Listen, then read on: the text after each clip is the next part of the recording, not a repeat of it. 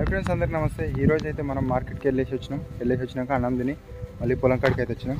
ఇక్కడ మీకు కనిపిస్తుంది కదా, ఇదైతే క్యాలీఫ్లవర్. ఇది వేసి మనకు 1 వీక్ అవుతుంది. బాగా చెట్లు నాటుకున్నాయి, పురుగు కూడా బాగానే తింటుంది. అయితే దానికి గాను మనం ఎక్స్పోనస్ అయితే మన దగ్గర ఉంది. చాలా కాస్ట్లీ మందు, చాలా ఎక్సలెంట్ రిజల్ట్ అయితే ఉంటుంది.